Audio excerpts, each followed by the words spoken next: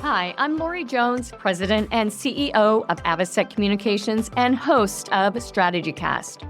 Join me and my guests, innovators, disruptors, and visionaries as we explore bold and brave marketing strategies that help you transform, scale, and grow your brand.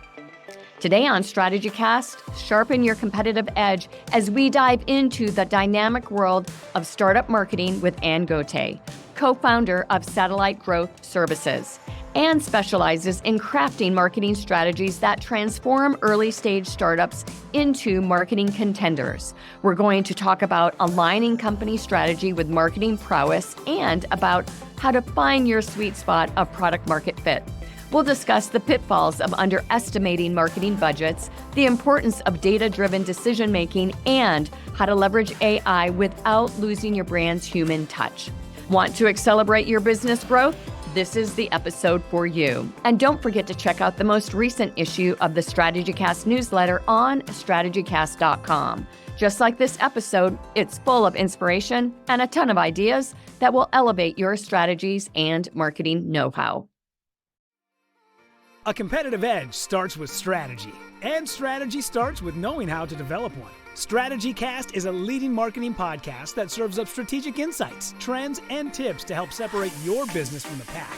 Tune in weekly as host Lori Jones interviews bold marketing leaders who have priceless wisdom and are willing to share. Each episode explores cutting-edge approaches that have proven instrumental in transforming brands into industry trailblazers.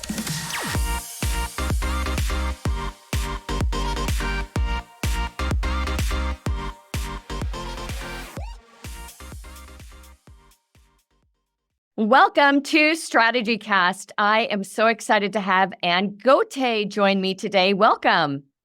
Thank you for having me. It's a pleasure to be here. Oh, I tell you, I'm so excited. I'm always excited about these shows when I wake up and I'm just raring and ready to go and speak to someone with so much insight regarding communications. And today, we're going to dive into where are most brands failing their communication strategy. Really, really meaty discussion for you. Before we go there, tell us a little bit about your journey, Anne. Yeah, so I've probably spent the last decade in marketing, working my way from the ground up from marketing operations all the way to leading companies and growing them. And really where I found my sweet spot is helping startups, especially early stage startups, understand how to build out their marketing function from processes and frameworks all the way through growing the team successfully and making sure that your investors are happy. At what point did you decide that this was a real cool and neat and fun niche? Because there's lots of enterprise business out there, and that's our sweet spot too. By the way, we love those early middle stage companies and getting them to a point where they can just grow, continue to grow, or invest, sell, whatever it might be. But where was it that you really found the passion for these early stage businesses? Yeah, that's a great question. So for me, I love to be able to roll up my sleeves, but also to be highly strategic. And in larger companies, you tend to be a number. So you can be a true expert in one specific area, but you're generally stuck in that area, right? And if you have a new idea or something creative, it'll take months processes. And for me, the fun is really working with those scrappy startups where you have highly motivated founders. They're excited. They may not have any idea about the business side of a company, but they came up with this fantastic product or technology and they're ready to hit the ground running, right? And at the end of the day, that's where you can get a lot of impact. Also, it's extremely challenging. No one company is the same. And founders are truly unique creatures too, right? No one founder understands marketing in the same way. Some may have some understanding or none. Some are very collaborative. It runs the gamut. So it keeps you on your toes and it's dynamic. And that's what I love. I would agree with all that. I think one thing that is interesting about the founder mentality is they either completely believe in marketing and know they need it, or they do not. They think that the product will sell itself. How do you overcome that mindset?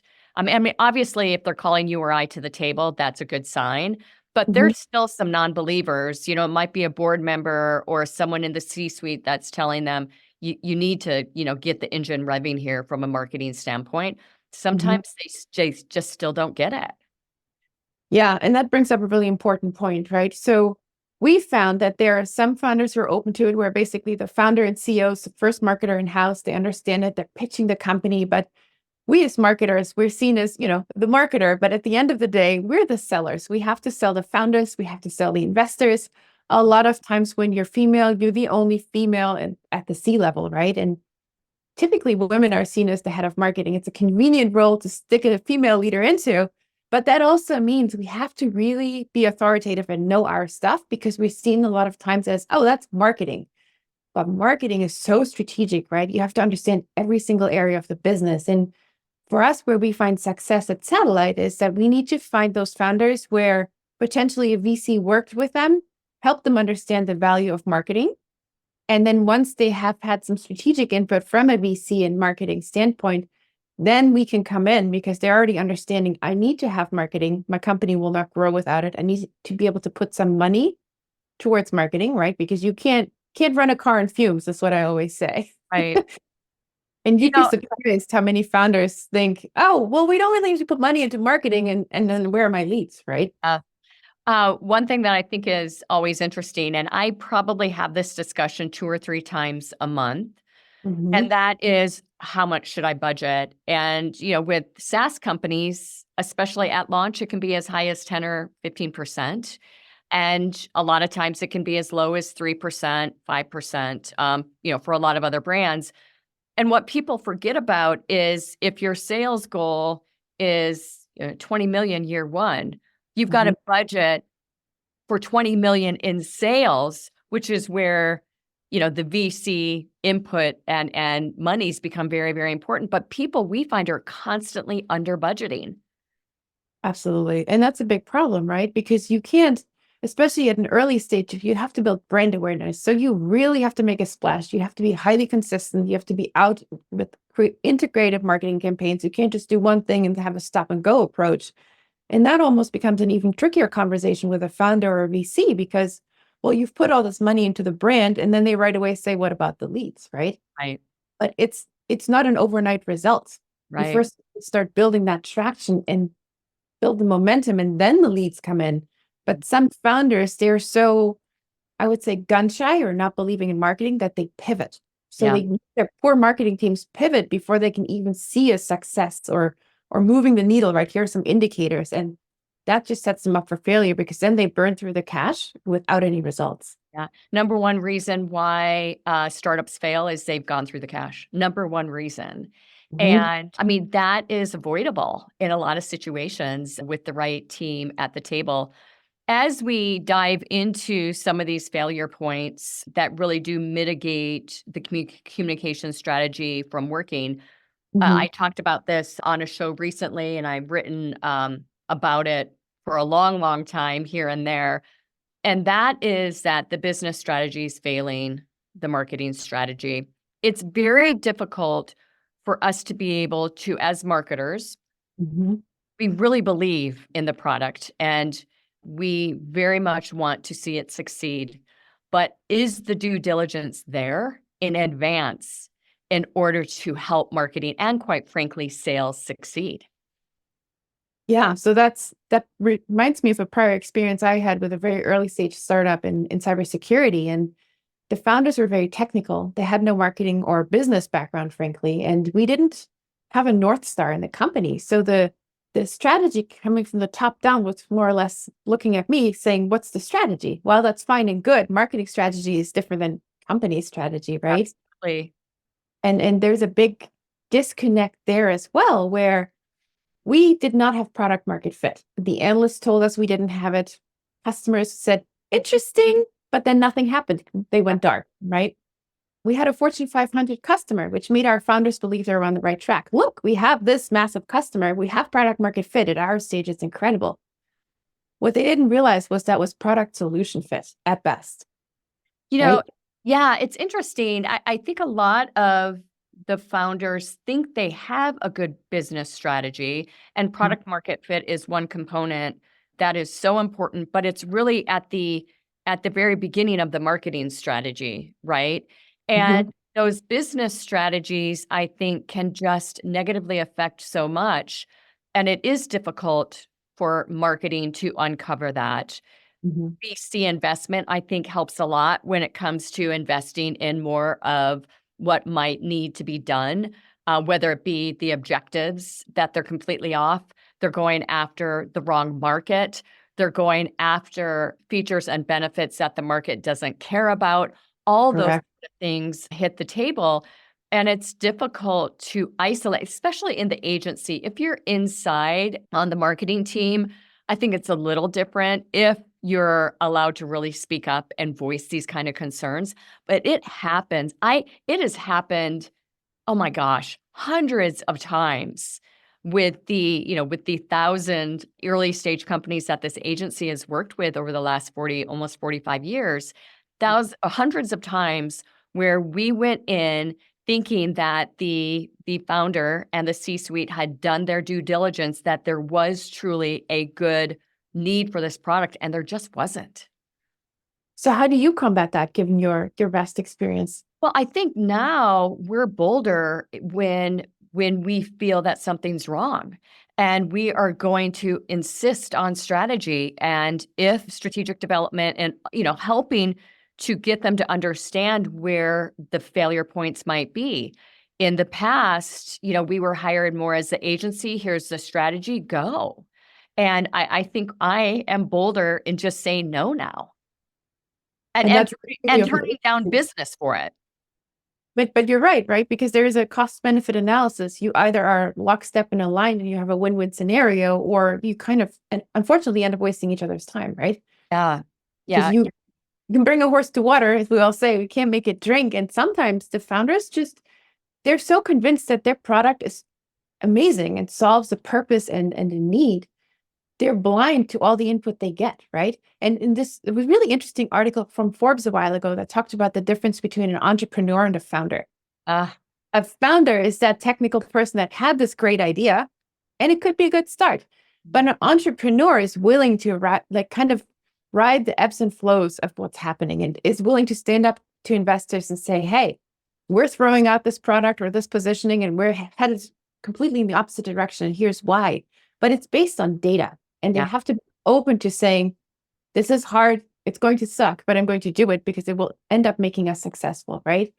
But if you don't have the guts for that or the right mindset, and you're willing to fail, dust yourself off and keep going, then you're a founder.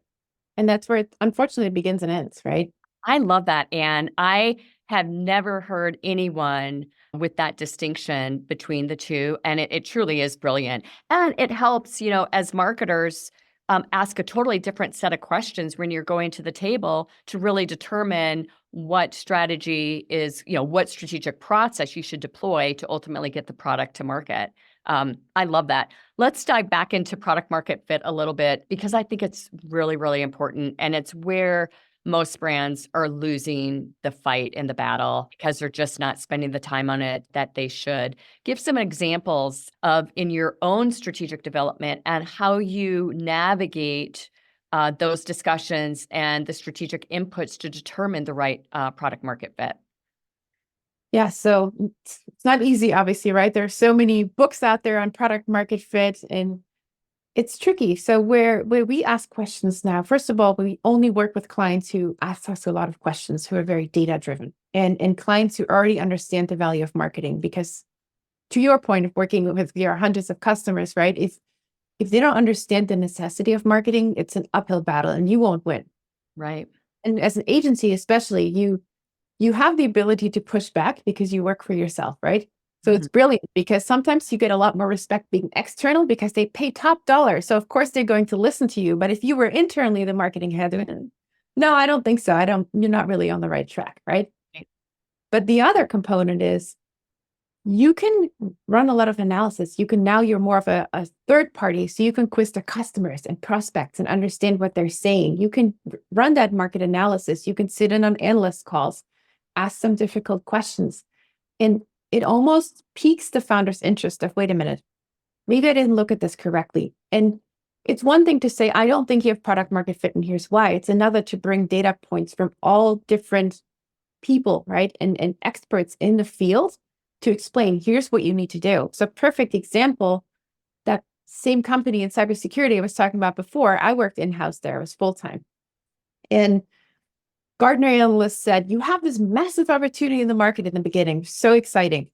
And it turns out that because the company as a whole dragged its feet for over half a year, a competitor just blew past us. And then we didn't have enough funding to keep up with them, right? Right. And they were doing exactly what we were missing. The Gartner analysts, customers, prospects, they all said, you're nice to have right now. If we were able to also do these certain components in advance so that you're a full-blown solution, now there's value, because we were looking at data and it wasn't just about protecting data, but where's that data located that we may not be aware of? And that was a key piece. And that could have also helped create urgency, but it fell on deaf ears. And so here we are. Dig Security was acquired by Palo Alto for what, 450 million plus?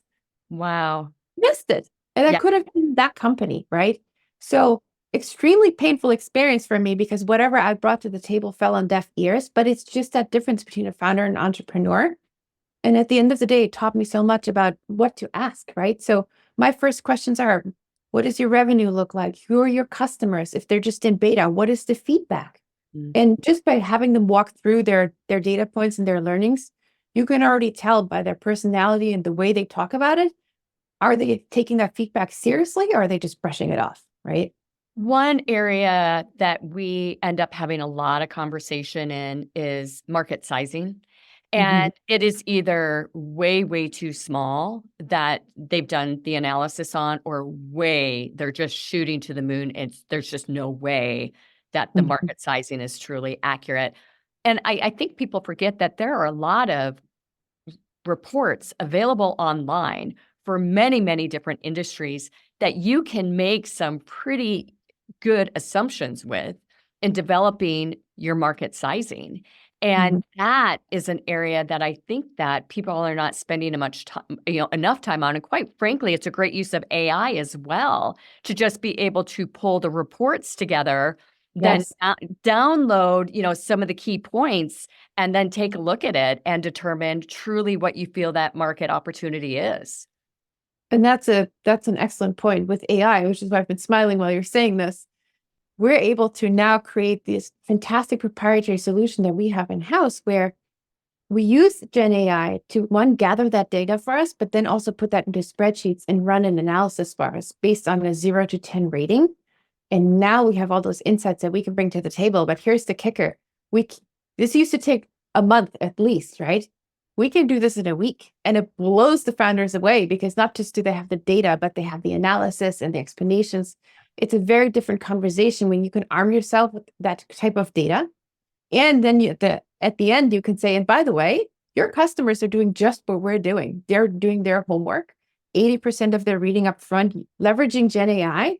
So you better be prepared, right? Because now our customers can be so much more streamlined and effective in determining what's the right solution and why. And we need to be ready for that. And it really helps speed the process up too. And you go into it with far more wisdom. I've been a marketer for a few decades. And one thing that I love, and is just a real passion set for me, and it's turned into a passion for each of my team members as well, is positioning. To me, that is just where we can really take a lot of that data and a lot of those insights. You've got the competitive analysis completed, and you know precisely where everyone else is positioned in the marketplace and what you do to position for differentiation, which is a position strategy in itself, but truly differentiation on a very high level, I think is truly one of the areas that makes or breaks the success of a company. So I have a question for you on that front, given you have much more experience than I do. How do you get through to founders on the positioning? Because I find that a lot of times the founders have not really done their homework of their competitors in market, right? I don't think they understand what positioning is to begin with. So they take a look at product and say, the product is the position, not the benefit that the product provides the audience and how you differentiate with that. That's truly what the market or, positioning strategy needs to convey. So it's that internal culture versus external culture, right? Like they're so close to what it does from a feature set that they forget about the external audience and the external needs and the external benefits and those aha moments. Mhm. And so we always start by a very, very baseline, insight, making sure that they understand what positioning is. And then the need, I mean, it's like, it's really easy to explain. So you've got this product, you put all the different competitors up on a screen and ask how they're different. And then you pull up every one of the competitors' sites, and guess what? Everyone is saying the same thing. So you can't go to market with that. I mean, they're really simplistic ways to get people, to create those aha moments, even in the mind of someone who might be questioning it. Just so worth it, because at the end of the day, right, even in business, we're emotional buyers. So we need those emotional triggers of how is this going to make my life easier? What are the benefits, right? Yeah. And especially with a positioning strategy, that has to be the cornerstone, and you have to be consistent. So something else I've noticed that founders do, I think more subconsciously than consciously, they say something here, A, and then another conversation they talk about B. Yeah. And at that early stage, you need to be so consistent with your brand, because whatever you put out there is what people are learning about your brand. So it has to align, right? Yeah, I agree. Without the consistency, there's just no way that the brand is going to take hold and that you're going to be able to create that awareness that's needed. We've got an overview that we use when we're working on the positioning strategies, and it just helps us really determine what could be a correct positioning strategy for our clients. Mhm. And we've got many, many different positioning strategies, but, like against brand positioning is when you are pointing your finger at the established brands and really developing your points of differentiation from there. Mhm. Think burger comparisons with fast food. It's a really, really good example of how you deploy against brand positioning.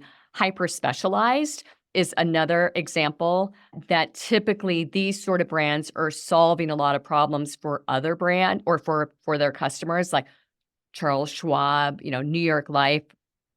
I'll just go through one more. We've got about, I guess, 10 or 15 of these, but leader-based is another one. This brand positioning approach is used when brands are attempting to claim the top spot. Think Rolex, think Mercedes. They are really about the quality of the product, which is another brand positioning strategy as well, but they claim that leadership position. So it's not until you've got that the positioning strategy is complete, that then you can go into the true points of differentiation and develop the creative strategy that can really take the brand and the market by hold. That's another point here. I think that a lot of times brands lead with creative strategy before the marketing strategy. And from our point of view, it needs to be business strategy, uh, Correct. marketing strategy, sales strategy. Those are two really combined, and then the creative strategy. Mm-hmm. And I think it's, again, a lack of experience on the founder part, right? Knowing where to start. Yeah. And interesting too, to your point of the Mercedes example, if you take that route for positioning strategy, you cannot back down, because the second you hesitate, somebody else will take all that momentum you've built and run with it, right? And you're gone. Yeah. And the USB, as much as we talk about the value point there, a lot of people they don't understand the need for that, or they've got a USP that is truly feature based and Mhm. it's not geared toward that buyer mindset. Talk to us a little bit more about how you go through the process of making sure that that USP is what it should be. Yeah. So, I mean, to your point, right? Everybody starts with features and benefits, but really what we do is we look at the existing customers and prospects and interview potential customers as well. And we try to understand, what is their day-to-day looking like? How does our USP match up to that? And what could we be missing? And also something as specific as cybersecurity, for instance, as an industry, what are the words they're using? Because we may think certain words, or founders love to come up with these very convoluted phrases, right? And it's too much. Nobody has time for that. So how can you really simplify the value, and how is it going to help? And not just that, right? Because you have the end user, but you also have the decision maker, and the decision maker is all about the data. What is my ROI? How is this going to make my employees' lives easier? And a lot of times things such as in cybersecurity of, well, there aren't enough people to hire for the roles. Yeah. A head of security will say, so what? That's HR's problem. It's not my problem, right? So that's not sufficient in trying to level set the founders of, this is not enough. This is too vague. Here's what you should be saying. And really always bringing those data points and being data driven. And at the end of the day, I think founders really appreciate that because they're gun shy. They don't know who to trust. They want to trust you as an outsourced agency, right? But if you come with the right playbooks and walk them through those different pieces and you know what you're doing, you're leveraging GenAI to be really streamlined and highly effective in a short amount of time, and you're showing them the data, that makes them a lot more confident that they're heading the right way. And you can measure the progress as well. Yeah, I love that. So the positioning is all about changing the mindset in the market or establishing a mindset if it's, a new category. And you mentioned this earlier in the show, and I want to bring it back up again because that integrated approach, we deploy an OSEP model. Peso is more, consumer, big brand, enterprise, lots of media buying. But we turn that upside down and we refer to it as owned, shared, earned, and paid. Because that's typically the order in which brands, early stage, middle stage, are really deploying their strategies. And so that integrated communications approach, you said it earlier, you just can't hang your hat in one area. You've really got to take a look at all the different channels available to you. You've also noted that people don't give it enough time. Mhm. So that's really the second part of my question. Let's stay on the first one. I don't want to forget that, but let's stay on the first part. How do you go about assuring that the communications that you're going to push out to the market are truly on point and truly integrated enough, they go deep enough within each channel to work? And the other point that I think is interesting here is this: it can take 18 months to 2 years to 3 years to even establish the brand. Yep. So without integrated marketing and an integrated approach, I mean, it can speed the process up. If someone says, "Okay, we're just gonna do thought leadership and shared," it could take 4 years, 5 years, and by then they're gonna be gone. Yeah. And I mean, there's a lot to unpack here. We could take this so many different directions, Yeah. right? But it's really about the combination as well, right? Because, for instance, we're working with a client now where their main goal is brand awareness because they know they have competitors who haven't gotten seed funding yet. But as soon as they do, now they'll have some stronger competition and with a good amount of spend available as well. But brand awareness isn't enough, right? Because to your point, that takes time. So really level setting them on each channel and marketing, what the expectation is. SEO, here's what you can expect. You can see some ebbs and flows. Generally, you want to see a percentage of X, right? And helping them understand that. And then also explaining to them, well, if we spend all this money on brand awareness, the next question your VC asks is, okay, how many opportunities did you get out of this? How many Right. leads, right? So you have to have I usually call it an fishing in a barrel in the beginning, right? You're paying for leads. So think of, sponsored webinar, conferences, minimum of 500 leads from the survey you're engaging with, those type of sponsorships. And they're technically your right ICP, but they may or may not have a need, as you and I very well know, right? They take a lot of nurturing. But at least we have some leads in the top of the funnel. So that's more of the fishing in the barrel. We know there are some big fish in there, but that's not sustainable. It's highly costly, right? Right. And so we want to combine that with trying to grow what I call a coral reef, because the coral reef builds that ecosystem where people learn. It's all about that highly relevant, useful content that's helpful, and that they end up coming to you, which obviously gives you the faster conversion rates, shorter buying cycles, right? They're ready to engage with you. But I think something else really critical with Gen AI now is really educating the teams that, people will do 80% of their research upfront before they want to talk to anyone on the sales side. So really, sales and marketing have changed drastically Yeah. and being hyper aware of that. And at the end of the day, if you're not working on that content, which again, it's not an overnight result, right? But if you're not creating that highly relevant content that's really interesting to your customers, you won't get very far and you won't build that thought leadership. And I really, go ahead. I have heard recently, by the way, that 80% is as high as 96% with some product lines, some industries. And that is, talk about the need for marketing. The other area, I've run into this twice just in the last 2 weeks in new business calls where someone has come to us because their marketing is not working. Mhm. And what we've isolated pretty quickly is that they're actually starting their program mid-funnel, and Oh, they've left out all the top of funnel strategies that they need to be successful. A lot of that is budget driven, by the way. But a lot of it is just poor strategic thinking as well. And I think that people really need to be taking a look at, okay, if it is, there's growth strategies, awareness strategies, all sorts of different ways to slice and dice what should be top of funnel and what would follow afterwards. But for those brands that are starting mid-funnel, there's just no way that they will succeed from a communication standpoint and meet the revenue goals that are expected. do you think they start mid-funnel because they assume it'll quicken the buyer journey? Or do you think they just don't have the know-how? They don't have the know-how in these situations.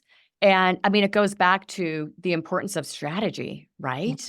And in these situations, they've skipped a lot of the strategy that's needed to understand what the go-to market approach should be. Mhm. And it's really disappointing to see. And also what's happening is they believe that this is a right approach, and they hire a content writer and a graphic designer and an SEO expert and an SEM expert. None of them are aligned. Mhm. Uh, they might have a good brand feel from the standpoint of look and feel, but the strategy behind the essence of what they're talking about is completely missed. And Mhm. moreover, they're shooting, at fish in a barrel instead of casting the wide net, top of funnel to really determine what's going to stick and work and which audiences have the propensity to want to buy. Yeah, and that puts you in a really tricky situation as well, because you basically have to say not only do you not have a strategy, but you also have the wrong team, right? Yeah. They think it's an easy I think most people believe that marketing is easy, that Yeah. it is, an ad that looks great or a message that's funny. And they really underestimate the power of strong strategic marketing. And because of that, they are not going to meet the revenue goals, or they've overshot the revenue goals, and they're going to Mm. go through one marketing agency after another or one CMO after another until someone, has the strengths to say, you need to be doing this differently, and here's why. Absolutely. Yeah. That's the tough spot to be in, but especially with Gen AI, I think marketers and CMOs have a much, much better position and ability to showcase just how strategic they are. I agree. I agree. It's that wisdom that we bring to the table that AI just, I don't think AI is going to be able to say, you know what, you're starting mid-funnel. Not No, absolutely not. It's just not going to be able to do that. Yeah. Let's dive into messaging rather, as we're closing out the show here. We've talked through all these wonderful components that really make a go-to market strategy meaningful and successful. Mhm. But messaging is really where the light gets turned on for people. Yes. And then messaging is another one of these areas where often it gets interchanged with positioning by founders, right? They're not sure what it is and they think they know what it is. And a lot of times it's wait a minute. So we have go to market in this phrase. So it must be all on marketing. And so you have to educate them again that this is a full blown team effort. So you incorporate business strategy, product, everything else, right? For us, we usually start with explaining how you must have a deep understanding of your audience, right, as a very baseline.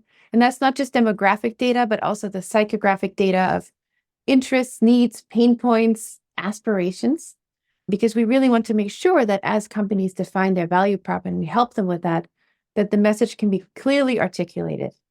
And then from there, it's about aligning with your brand voice and your identity, right? So whether it's professional, innovative, how do you want to be seen as a company? What is your vision? And that's where Gen AI has been huge for us. To your point, you can let Gen AI run with something. If you have the strategic know-how, you can leverage Gen AI to showcase the data and how the strategy is executed Right. to amplify what you're saying. And for us, we've done this extremely well, where we can build trust and recognition with a brand and an audience with our proprietary process, where we leverage Gen AI to make sure that it's on point in terms of voice, tone, brand, key phrases we want to include or avoid, and being very, I would say, almost surgical with our audience and our precision. And then, of course, running A/B tests. So having smaller sample sets, segmenting your data, testing out in smaller areas. How is this resonating? What are the data points, right? And then you have to leverage multiple channels once you get your baseline of data points. And again, the key there is to be very clear, effective, and consistent, right? Yeah. I think where companies fall short again is they'll have a completely different message on social media than on their website. Right. And yes, there are nuances to each platform and channel, but at the end of the day, you have to be consistent. I agree. I think another area is, and this seems so basic, but I tell you, if we were to put up on a board right now 15 different display ads, at least 50%, at least, would be too wordy, or Yes. it would be so confusing. We're working on a nice government contract right now. Another area that we see that the messaging is failing all of that strategy work in advance is they end up talking about themselves, that internal cultural, you know, components of who they are versus what the person can expect by working there, by buying the product, whatever it might be. And that is just confusing to the audience. So whether it's the amount of words or the strategy, the messaging is off strategy because you're talking about yourself, Mhm. it's just not going to work. This is the clinch to all of the work ahead of this and for the success of a program. Absolutely. It's like a foundation of a house. If you don't build it the right way. Not clinch pin, lynch plan. Exactly. And that's really interesting too, right? Because you need to make sure that whether you're an agency or the head of marketing, whoever you are, that you almost give people that playbook of your positioning and messaging and say, here you go. Do not deviate from this, right? Because something as simple as paid ads. Oh, we spent $10,000. We got these 200 leads and they're all wrong. Well, guess what? What you put out there doesn't reflect your brand at all. And sometimes it's as simple as we hired a paid ads agency and they're doing their best, but nobody took the time to make sure and level set them on here's the positioning and messaging, right? Yeah, that's great. And none of this is going to work without market consistency. Talk to us a little bit about the need and the importance of that.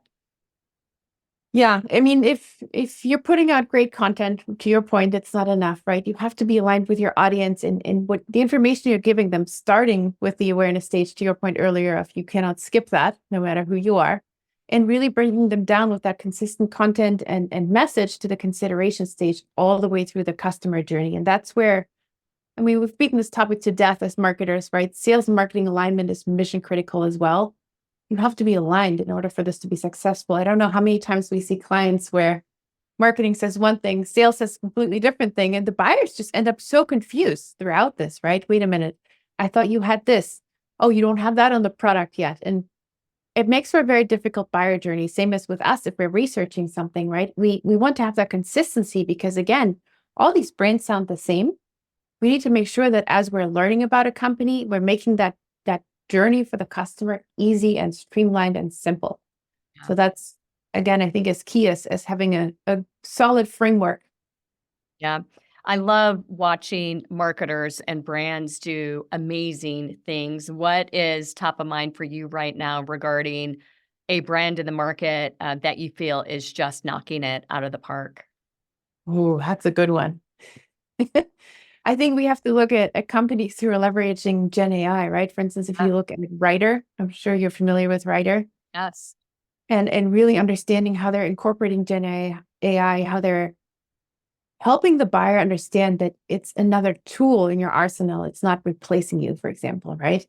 I think there's such a fear right now with Gen AI that, oh, it can replace my job, or what if I don't use it? I don't know where to start. The information is overwhelming out there. But Gen AI is only as good as we are. At the end, it has the same human errors, Right. hallucinations, all kinds of problems. And what works one day with a Gen AI tool, it may not work. It gives you a completely different set of answers and it's confusing.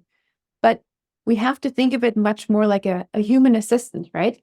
And understanding the nuances is, if you had an intern, for example, of they might have a good day or a bad day. Maybe I'm not giving enough context. And I think what Gen AI has taught me really is you have to give a lot of context and explanation. It's helped me be a better marketer and leader, because I think before Gen AI, I thought I was being very clear, but Gen AI made me realize just how much I need to be more concise and on point, right?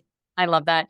We were recently in a team meeting and with our team members that are out of state and those that are here, and there were more than a dozen of us at the table, and we all put in the same phrase and question into chat, and Mhm. every single response came back different.